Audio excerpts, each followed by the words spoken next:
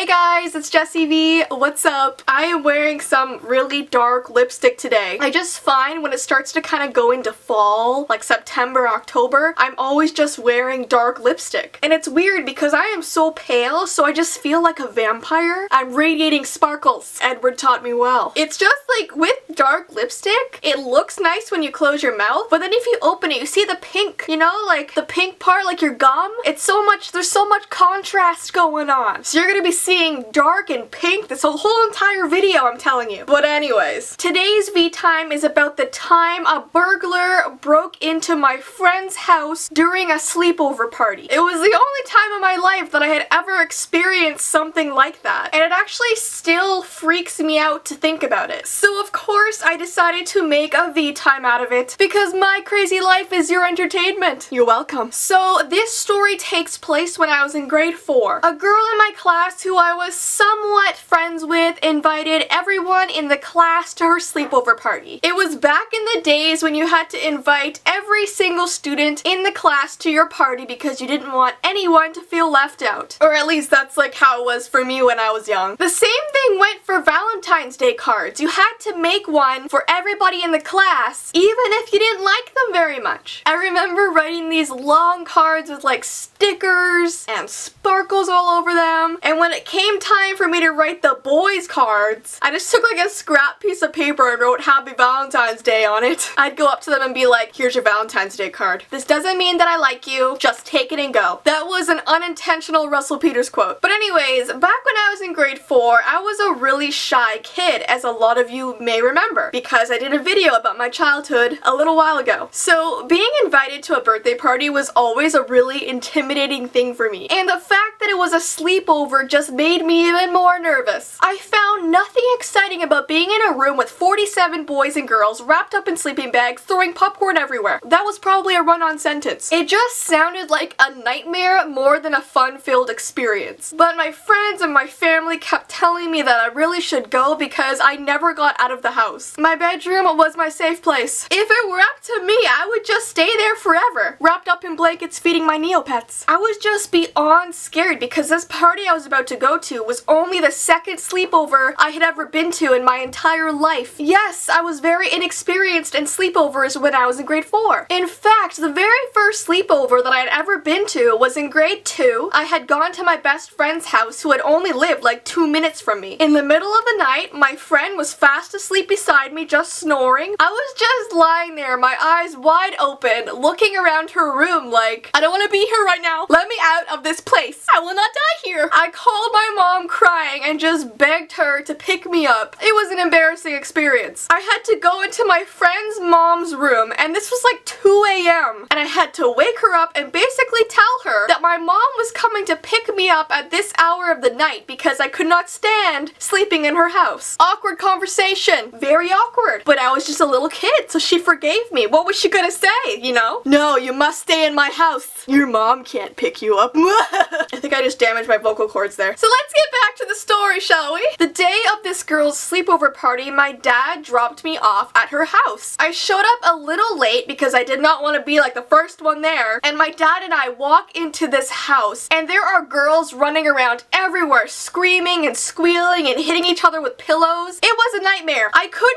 even hear my dad saying goodbye to me because of all the loud laughing and squealing going on. Can I not depart from my father in peace? And what made it worse was that the birthday girl walked right up to me and squeezed my cheeks. This girl, who was the same age as me, always greeted me by squeezing my cheeks. She would be like, oh my god, you're so cute. This one time at school, she squeezed my cheeks so hard that I went home to my mom that night and she asked me why I was wearing makeup. I was like, Mom, this isn't blush. This was the doing of an evil child. And honestly, she never meant to like harm me. She was a really sweet girl. She was just unintentionally dangerous. So my dad says goodbye, he leaves the house, and the madness begins. All the girls wanted to do a million things at once. They put the Spice Girls movie on. They started painting each other's nails. They made 14 bags of popcorn. They played MASH on sheets of paper. They sat in circles talking about their crushes. And I was just trying my best to go along with everything, but I was silently dying inside. And then the boys were in the basement playing like air hockey or whatnot. We were at the that age where it was okay to have boys and girls at a sleepover party. We were just so young that it didn't really matter. But the boys still had their own separate room to sleep in, and the girls had their own room, so it's not like we were sleeping in the same area. I remember one of the girls thought it would be so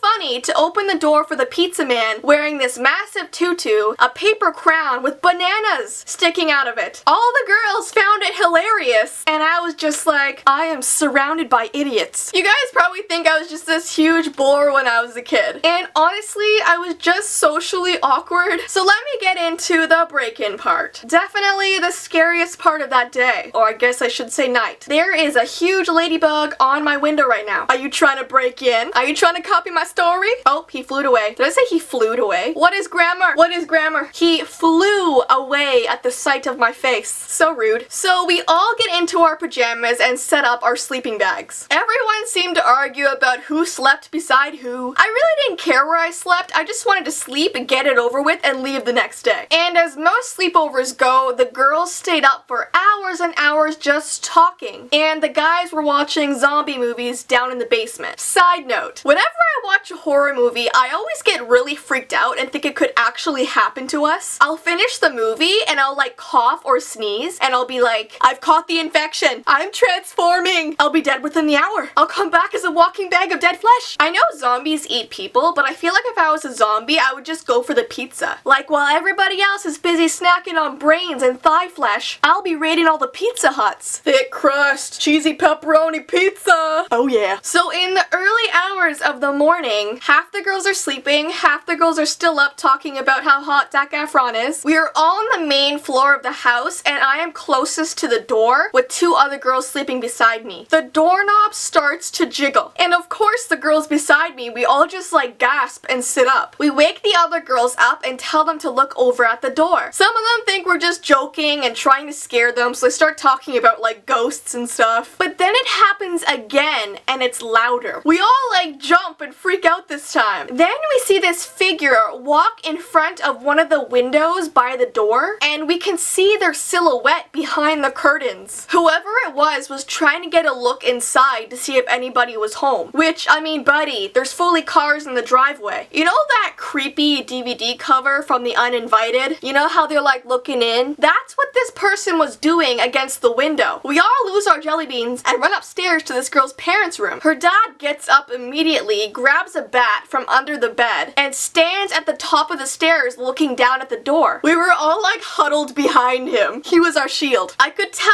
he wasn't sure if he should believe us or not. But then we heard this really loud bang on one of the windows downstairs, and it was followed by another bang which actually shattered a portion of the window. The alarm goes off and this dad just dashes down the stairs, opens the front door, and chases this guy down the street. He was like flailing his bat in the air, swearing at this guy. It was a sight for sure. The mother tells us to be quiet and go into her room and just sit down. The police were called, and of course all of the kids who were over, their parents had to be called as well. Let's just say that my second sleepover turned out to be even worse than the first one because a guy was breaking into the house. Turns out this guy had some sort of mental issues and had a record of breaking into houses. Scary stuff. Think about that next time you go to a sleepover. You're welcome. Anyways, I thought I'd just tell you, sorry, I got hair in my mouth. I thought I would just tell you that story. I actually like didn't think of it until like 2 nights ago when I was about to go to bed. I just remembered what happened to me in grade 4 and I'm like, that would be the best veetime ever. Well, not the best veetime, but a good veetime. Anyways, I hope you guys have a good rest of your day or night. My social media information is in the description along with my vlog channel and the tickets to my Toronto meet and greet, so check it out. And until next time guys, bye!